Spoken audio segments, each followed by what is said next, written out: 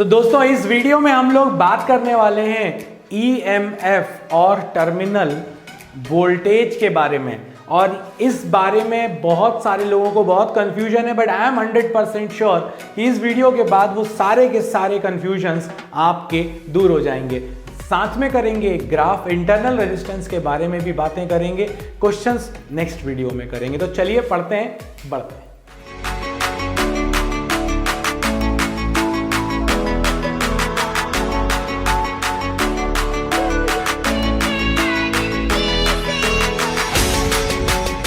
पहले दुश्मन को समझना जरूरी है ना।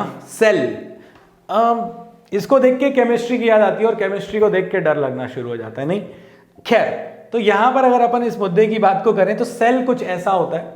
इसमें ये जो दो वर्टिकल लाइंस आपको दिख रही हैं, ये जो स्लैब आपको दिख रहे हैं, ये दोनों स्लैब आपके एक्चुअली में इलेक्ट्रोड्स हैं जो सेल के अंदर होते हैं। इसके अंदर एक लिक्विड होता है, इस लिक्विड के पास पॉजिटिव आयन नेगेटिव आयन दोनों होते हैं और ये हमारा कहलाता है इलेक्ट्रोलाइट।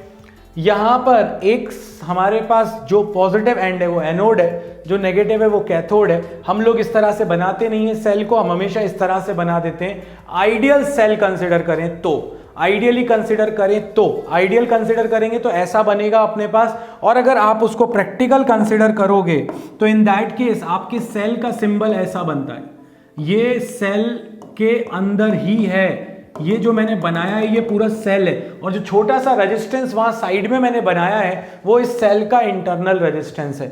जब अपन यहां पर कनेक्ट करते हैं तो पोटेंशियल डिफरेंस की वजह से करंट फ्लो होना स्टार्ट हो जाता है। ये वो सर्किट है जिसमें सेल डिस्चार्ज हो रहा है। तो सेल समझ में आया। इलेक्ट्रोड्स अंदर, ये जो इलेक्ट्रोड्स के बीच में आयंस मूव करते हैं, ऑब्वियसली करंट फ्लो होगा। जब करंट फ्लो होगा तो अंदर तो आयंस मूव करेंगे।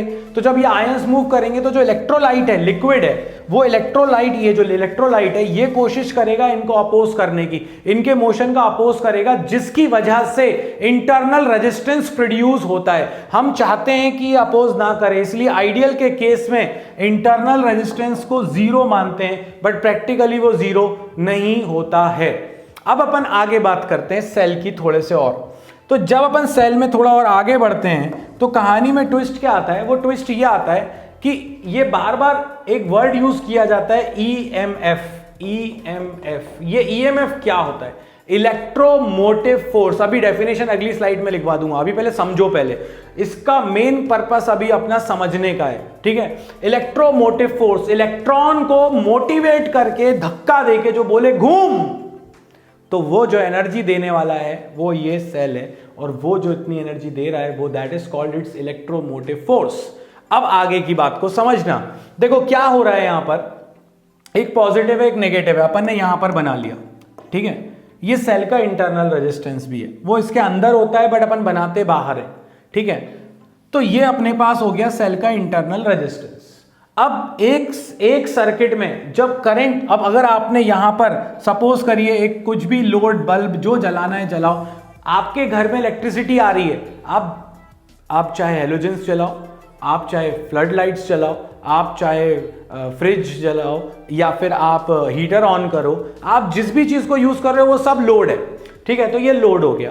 तो यहां पर देखो गौर से, अगर यहां पर अपन समझें तो यहां पर इलेक्ट्रॉन्स बैठे हैं, करंट ऐसा जा रहा है, इसका मतलब है इलेक्ट्रॉन्स अपोजिट जा रहे हैं। तो इन इलेक्ट्रॉन्स को जो यहां से ऐसे जा रहे हैं, ऐसे जा रहे हैं, ऐसे जा रहे हैं, ऐसे जा रहे हैं, ये जो इलेक्ट्रॉन्स आपके जा रहे हैं, इन इलेक्ट्रॉन्स को मूव कराने के लिए एक पर्टिकुलर डायरेक्शन में आपको एनर्जी देनी पड़ेगी। पॉजिटिव आयंस जो हैं, ये इलेक्ट्रॉन यहां पर आ गया, नेगेटिव यहां जा रहा है, पॉजिटिव आपका इसके अपोजिट जा रहा है। तो ये जो इनको मूव कराने के लिए एनर्जी चाहिए, वो एनर्जी कौन दे रहा है? वो दे रहा है हमारा सेल, और इसे ही अपन कहने लग जाएंगे ईएमएफ। अब इसको डिफाइन कैसे करें? तो देखो हमारे पास एक फॉर्मूला है V = W/Q। जब हम सेल का ईएमएफ निकालते हैं तो ये भी हो जाएगा W/Q। मगर इसको डिफाइन कैसे करें? तो सुनना अच्छे से, मैंने इस Q को ले लिया 1 यूनिट चार्ज, तो Q हो गया 1 यूनिट कूलम चार्ज को या यूनिट चार्ज को एक सर्किट में एक्सटर्नली प्लस इंटरनली मतलब बाहर एक नेगेटिव इलेक्ट्रोड से पॉजिटिव इलेक्ट्रोड और फिर अंदर एक इलेक्ट्रोड से दूसरे इलेक्ट्रोड तक कंप्लीट सर्किट में घुमाने के लिए सेल जितनी एनर्जी देता है या जो वर्क करता है, that is called it's EMF. EMF of a cell is defined as the work done by the cell in taking a unit charge from outside the circuit to inside the circuit or in the complete circuit, that is outside as well as inside the circuit. ये EMF की actual definition है. और एक और term यहां पर coined होगा. EMF तो अपन पढ़ ही चुके हैं, एक टर्म और कॉइंड होगा, वो होगा टर्मिनल वोल्टेज. तो टर्मिनल वोल्टेज क्या होगा? तो टर्मिनल वोल्टेज का मतलब है, अब आप गौर से अगर देखो यहां सर्किट में, तो ये दोनों इसके टर्मिनल्स हैं. अगर ये दोनों टर्मिनल्स हैं तो outside the cell unit charge को एक टर्मिनल से दूसरे टर्मिनल तक ले जाने में सेल ने जितना वर्क किया वो कहलाता है सेल का टर्मिनल वोल्टेज. एक टर्मिनल से दूसरे टर्मिनल तक ले जाने में आउटसाइड द सेल जो वर्क किया है यूनिट चार्ज को ले जाने में, that is called its terminal voltage. What is EMF of cell? Unit charge को सेल में कंप्लीट सर्किट ले जाने में, कंप्लीट सर्किट में घुमाने में सेल जितना वर्क करता है वो है उसका ईएमएफ. और सिर्फ एक टर्मिनल से दूसरे टर्मिनल तक ले जाने में जो वो वर्क कर रहा है वो कहलाता है इसका टर्मिनल वोल्टेज. क्लियर है ये बात? अब अगर अपन देखें तो मैं आपसे एक क्वेश्चन पूछता हूं यहां पर कि ये आपके पास 3 पॉइंट्स हैं. This is let us say A, this is B and this is C. आप टर्मिनल वोल्टेज किसके बीच में निकालोगे? ए और बी के, बी और सी के, ए और सी के. तो गौर से समझना, ये इंटरनल रेजिस्टेंस बाहर नहीं होता, हम बनाते सीरीज में है, मगर ये सेल के अंदर होता है. तो जिन लोगों ने भी आंसर दिया है कि सर बी और सी के बीच में टर्मिनल वोल्टेज होगा, बिल्कुल सही, क्योंकि हम ऐसा तो बनाएंगे नहीं बार बार, नहीं तो सीधे सीधे दिख जाता ये और ये. बट यहां पर जब अपना सेल बनता है तो ये एक सेल का एक टर्मिनल है और इंटरनल रेजिस्टेंस सेल के अंदर है और दूसरा टर्मिनल ये है. तो ये जो आपको इसके अक्रॉस मिलने वाला है रेजिस्टेंस के, that is actually terminal voltage. तो अगर मैं यहां पर एक डायग्राम बना लूं छोटा सा, तो ये बन जाएगा मेरे पास V. सबसे ज्यादा मेहनत मेरी यहीं लगने वाली है. पहला डेफिनेशन फिर से सुन लो. यूनिट चार्ज को कंप्लीट सर्किट में सेल के एक्सटर्नली और इंटरनली घुमाने में जो सेल ने वर्क किया वो उसका ईएमएफ. एक टर्मिनल से दूसरे टर्मिनल तक यूनिट चार्ज को ले जाने में जो वर्क करना पड़ा वो टर्मिनल वोल्टेज. इसके बाद ये टर्मिनल्स ए और सी आ गए टर्मिनल्स. अब अगर अपन देखें तो टर्मिनल वोल्टेज को अपन V से दिखा रहे हैं, ईएमएफ को अपन E से दिखा रहे हैं. इस सर्किट को रीड्रॉ करके थोड़ा और आसानी के साथ तुमको समझाने की कोशिश करता हूं. तो अब देखो मैंने क्या करा, इस सेल को बना लिया. ये सेल के टर्मिनल्स हैं, एक टर्मिनल ये और दूसरा टर्मिनल ये इंटरनल रेजिस्टेंस अंदर है. बार बार इसलिए बोल रहा हूं कि याद हो जाए. इसके पैरेलल में जो भी लगा हुआ है वो लोड है और इसके अक्रॉस ही अपन को टर्मिनल वोल्टेज मिलेगा, क्योंकि पैरेलल में, इसके पैरेलल में यही लगा हुआ है तो यही टर्मिनल वोल्टेज है. मान लो ये V है और अगर I करंट यहां से आ रहा है तो V is equal to I into R, क्योंकि इसके ऊपर ड्रॉप होगा करंट इंटू रेजिस्टेंस. अब अगर यहां पर अपन एक लूप लगाएं, देखो KVL की, करंट की डायरेक्शन में जा रहे हैं माइनस का IR, फिर आगे बढ़े माइनस का IR, फिर प्लस से निकले प्लस का E और फिर वापस वहीं आ गए जहां से शुरू किया था, इसलिए इक्वल टू 0. तो E इज इक्वल टू आ जाएगा IR प्लस IR और कैपिटल I इंटू आर को अपन लिख सकते हैं टर्मिनल वोल्टेज. तो ये आपका रिलेशन आ गया E is equal to V plus IR. किसके बीच का रिलेशन है ये रिलेशन है EMF और टर्मिनल वोल्टेज के बीच का. और यहां से एक डेफिनेशन और निकल कर आती है, इसीलिए मैं इस पर इतना ज्यादा फोर्स दे रहा हूं. अब आप देखो यहां पर, अगर मैं आपसे कहूं कि I की वैल्यू 0 हो जाए, अगर I की वैल्यू 0 हो जाएगी तो E is equal to V हो जाएगा. यानी कि EMF की दूसरी डेफिनेशन तैयार हो गई. और वो डेफिनेशन क्या कह रही है? वो डेफिनेशन ये कह रही है कि the EMF of a circuit is equal to terminal voltage when no current is drawn from the cell. यानी कि सेल जब ओपन सर्किट हो, जब सेल ओपन सर्किट हो उस समय जो उसके टर्मिनल के अक्रॉस वोल्टेज होगा वही सेल का EMF हो जाता है. और जब सर्किट क्लोज्ड हो तो टर्मिनल के अक्रॉस जो पोटेंशियल डिफरेंस होगा वही टर्मिनल वोल्टेज बन जाएगा. लीजिए साहब, मैंने आपको एक डेफिनेशन और दे दी। अब मैं जरा जल्दी से इसको अपनी जगह पर पहुंचा देता हूं। इसका ले लीजिए आप स्क्रीनशॉट और फिर अपन इसके आगे की बात करेंगे।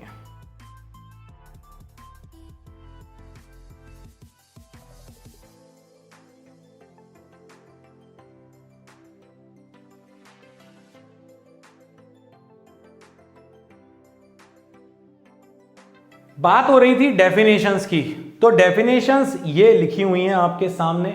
EMF, the potential difference across the terminals of a cell when it is not supplying any current, यानी कि ओपन सर्किट हो। The voltage across the terminals of a cell when supplying current to the external circuit, जब close circuit हो तो वो कहलाएगा terminal voltage. Potential difference is equal to the product of the current and the resistance, बाहर वाले part के resistance का जो भी है I इंटू आर के बराबर होगा। दैट इज जो अपन ने अभी लिखा था V is equal to I R. Internal resistance भी बताया था।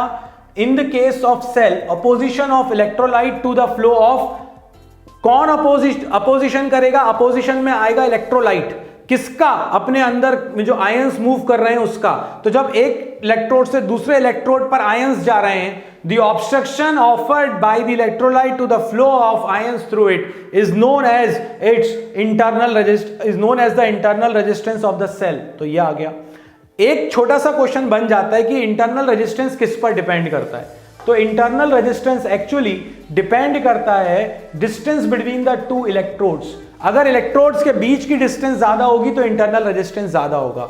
अगर एरिया ऑफ द प्लेट ज्यादा होगा तो कहीं से भी रिसीव करेगा वो इलेक्ट्रॉन्स को या आयंस को, चार्ज को, इसीलिए इंटरनल रेजिस्टेंस कम हो जाएगा। अगर आपने ज्यादा H2SO4 या ज्यादा इलेक्ट्रोलाइट मिला दिया, इन दैट केस कॉन्सेंट्रेशन बढ़ेगा, कोलिजन्स बढ़ जाएंगे, इंटरनल रेजिस्टेंस बढ़ जाएगा। और एक और होता है अपने पास टेम्परेचर।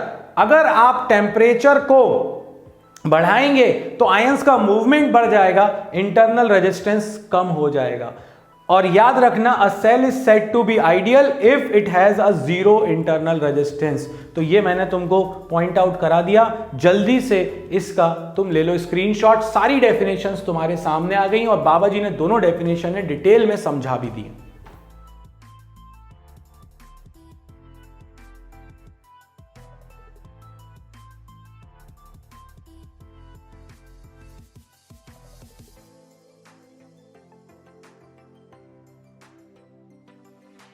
अब आ जाते हैं अपन इंटरनल रेजिस्टेंस की कैलकुलेशन पर, और ये पोटेंशियोमीटर में बहुत काम आने वाला फॉर्मूला है। हमने सेल बना लिया, ये सेल था हमारे पास, ये बाहर आर लोड लगा हुआ था। हमने इक्वेशन भी बना ली थी अभी केवीएल लगाकर। हमारी इक्वेशन आ गई थी E इज इक्वल टू या I R is equal to, ये इक्वेशन आई थी हमारी, E is equal to V plus I R. अब अपन एक काम करते हैं, आई आर हमें इंटरनल रेजिस्टेंस चाहिए तो आई आर को इधर ले जाते हैं, तो ये बचेगा E माइनस वी। अब इसमें से ये देखो, ये क्या डेरिवेशन टाइप का है, दिमाग में थोड़ा सा रख ले। तो अब अपन इसमें से V कॉमन ले लेते हैं। जब V कॉमन लिया तो देखो यहां तो 1 आ जाएगा, बट यहां V था ही नहीं, तो इसलिए इसके डिवाइड में V आ जाएगा। तो यहां पर डिवाइड में V आ गया। इस I को डिवाइड में लाओ तो ये हो जाएगा V बाय आई, और V बाय आई अपन ने अभी यार फॉर्मूला देखा था, V is equal to I into R. तो V बाय आई बन जाएगा आपके पास R। Hence internal resistance will be external resistance into E by V minus 1। Potentiometer में डायरेक्ट कोट करूंगा इस चीज को, डायरेक्ट फॉर्मूला बताऊंगा, इसीलिए इस समय इसको बहुत ध्यान से दिमाग में डाल लो। इंटरनल रेजिस्टेंस का formula capital R E by V minus 1। जल्दी से ले लो स्क्रीनशॉट।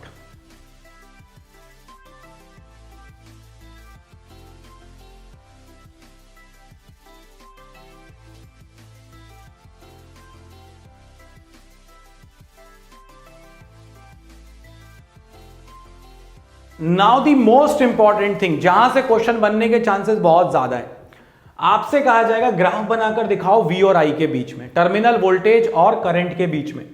तो देखो यार, यहां पर आप क्या कर रहे हो, यहां पर आप इस चीज को ले रहे हो Y एक्सिस पर, आप करंट को ले रहे हो X एक्सिस पर, तो इनकी पावर दोनों की 1 है, मतलब बनेगा तो स्ट्रेट लाइन। मगर यहां पर माइनस आर एक कांस्टेंट है, तो जो भी मैथ्स वाले हैं वो खुश हो गए होंगे, बट जो बायो वाले हैं उनके लिए ये बन जाएगा, जो भी कांस्टेंट होता है एक्स के साथ वो कहलाता है स्लोप, और प्लस में अपने साथ जो है कांस्टेंट है ये कांस्टेंट कहलाता है इंटरसेप्ट। तो इस ग्राफ का जो इंटरसेप्ट है वो बन जाएगा आपके पास E, और इस ग्राफ की जो स्लोप होगी, negative slope, negative of that slope is equal to internal resistance. तो अगर मैं यहां पर ग्राफ बनाऊं तो जब I की वैल्यू को 0 रखा तो V इज इक्वल टू आ गया E। तो जब I 0 है मतलब कि आप कौन से एक्सिस पर हो, इस वाले एक्सिस पर हो, और जब वो 0 हो गया तो ये आ गई आपके पास वैल्यू E। अब गौर से देखो, ये स्ट्रेट लाइन बनेगा और नेगेटिव है मतलब ऊपर तो नहीं जाएगा स्लोप, ये नीचे जाएगा, तो ये ग्राफ कुछ ऐसा आएगा। And if they will say what is slope, तो slope will be equal to, क्योंकि स्लोप ऑलरेडी नेगेटिव ही आ रही है, that is equal to internal resistance minus of internal resistance, negative of internal resistance. एक छोटा सा क्वेश्चन बताता हूं पहले, मगर इसको समझ लो। जो भी इंटरसेप्ट है वो क्या है, ईएमएफ, और जो भी स्लोप है वो नेगेटिव ऑफ इंटरनल रेजिस्टेंस है। अगर, और ये कहां से आया, इस ग्राफ से आया, और ये ग्राफ कौन सा है, y is equal to minus M X plus C. y axis पर v था, x एक्सिस पर i था, कांस्टेंट था, नेगेटिव था, इसलिए स्लोप नीचे जाएगा, और ये प्लस c है, इंटरसेप्ट कहलाता है, और i की वैल्यू 0 रख के देख भी लिया कि e आ रहा है प्लस का। अब इस पर बेस्ड एक क्वेश्चन देखते हैं जरा, देखो जरा एक क्वेश्चन क्या बोल रहा है। ये क्वेश्चन आपसे ये बोल रहा है कि ये आपके पास एक ग्राफ है, और इस ग्राफ की जो वैल्यू है वो ये दी हुई है 2 वोल्ट, और ये यहां पर जाकर टच कर रहा है, मान लेते हैं 4,0 पे, and this I in ampere and V in volt. आपसे कहा गया ये सेल के लिए ग्राफ है, इसका ईएमएफ निकाल कर लाइए। तो भाई जो भी यहां पर इंटरसेप्ट है वही तो ईएमएफ है, तो ईएमएफ आ जाएगा 2 वोल्ट। और आपसे कहा गया कि इसका इंटरनल रेजिस्टेंस क्या आएगा, तो आप बोलोगे माइनस ऑफ स्लोप। तो पहले स्लोप निकाले, स्लोप कैसे निकालते हैं, 2 पॉइंट 0,2 और ये आ जाएगा 4,0। तो आपके पॉइंट्स हो गए 2,0, 0,2 and second one is 4,0। Slope होता है अपने पास y2 minus y1, 0 minus 2 upon x2 minus x1, 4 minus 0। Answer is minus 2/4, minus का 1/2, और माइनस का 1/2 तो इंटरनल रेजिस्टेंस होता है माइनस ऑफ स्लोप, तो ये आ जाएगा माइनस 1/2 यानी कि 0.5 ओम। कुछ नहीं करना, सिर्फ स्लोप निकालना है, वो बताएगा इंटरनल रेजिस्टेंस, और जो इंटरसेप्ट है वो आपको निकाल कर देगा ईएमएफ ऑफ द सेल। ये आपके पास आ गया एक क्वेश्चन, और ये थी उसकी थ्योरी। ध्यान रखिएगा, ये एक्स एक्सिस पर है, ये वाई पर है। Slope is equal to minus of internal resistance and intercept is equal to E. यहां लिख देता हूं, slope is equal to minus of R and intercept is equal to E. जल्दी से खींच लो इसका स्क्रीनशॉट।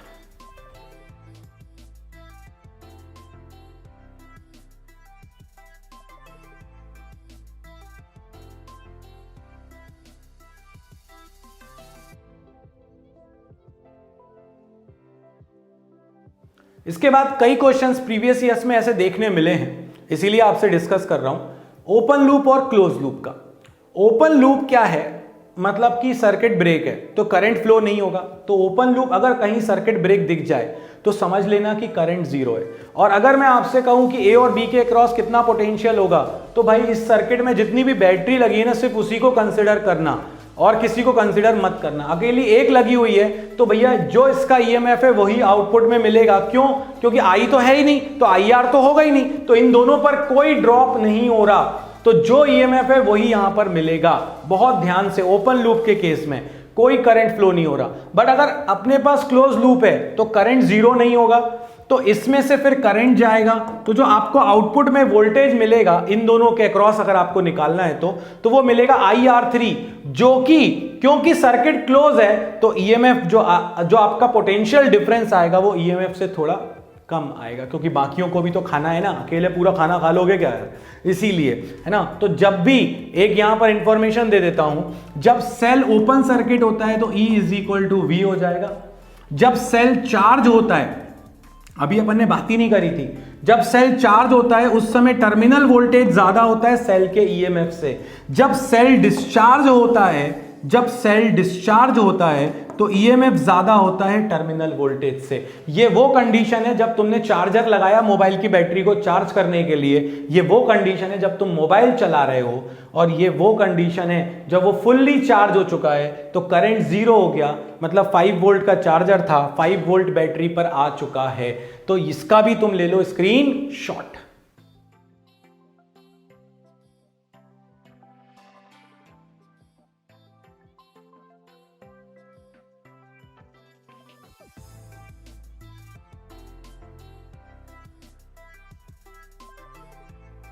तो भाई इस कक्षा को यहीं पर समाप्त करते हैं। आपने सेल देख लिया, टर्मिनल वोल्टेज का एक इंपॉर्टेंट टॉपिक देख लिया और ग्राफ भी देख लिया जहां से क्वेश्चंस बनेंगे। नेक्स्ट वीडियो में हम देखेंगे कि किस तरह से सीरीज, पैरेलल और हम मिक्स करते हैं सेल्स को, कॉम्बिनेशन ऑफ सेल की तरफ अपन चलेंगे। फिर हमारे पास मीटर ब्रिज और पोटेंशियोमीटर आएगा, मगर वो सब नेक्स्ट वीडियो में। इस वीडियो में तो बाबा जी की तरफ से इतना ही। मिलते हैं नेक्स्ट वीडियो में। जय हो।